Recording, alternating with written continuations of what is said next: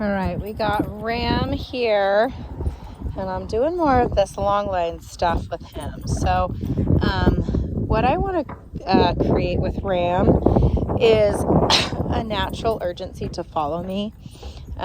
With him, I do see if I hold this leash tight, he wants to fight against it and pull up ahead. So instead, I'm going to let the line go.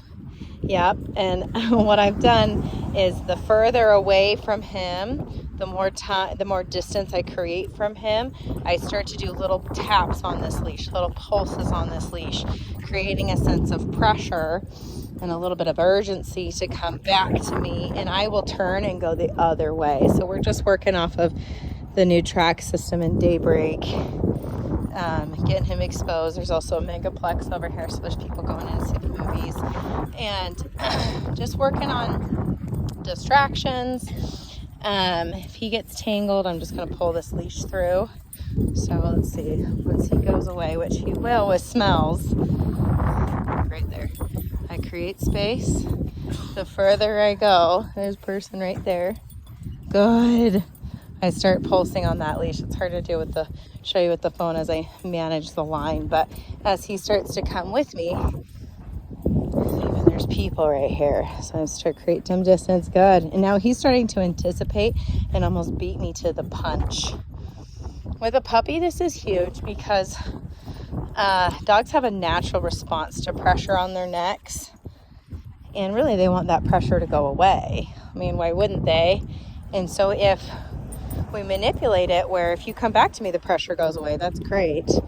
But some dogs will just get stuck in fighting that pressure, and that's where all the leash tension as the dog is walking, they're like pulling constantly. That's where that's coming from. Now Ram's super food motivated, so this is just adding to positively the desired behavior I want, which is for him to follow me. Gets distracted, I just shift my body away, and he's already like, you're gonna leave. And I'm not harsh on the leash, but I'm not holding, I'm pulsing.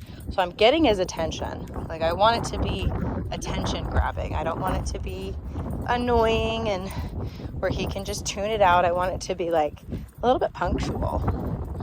Good job, buddy. And then when he's with me, I'm paying him with food in my left hand. So that way, if I do it in my right, he's not crossing my body to come get it.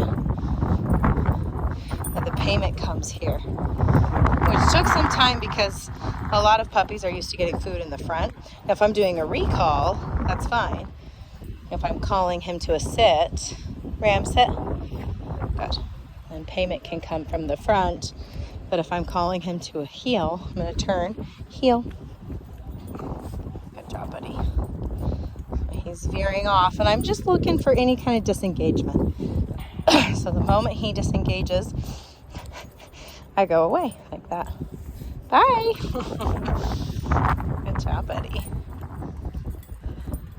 Now this tires him out, and so he's a lot easier to go back into the kennel when he's tired. Good job.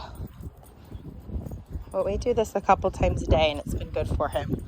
If he's getting a little bit squirrely, a little bit intense, he needs to work his brain. He does a lot more fulfilled. He's a good boy.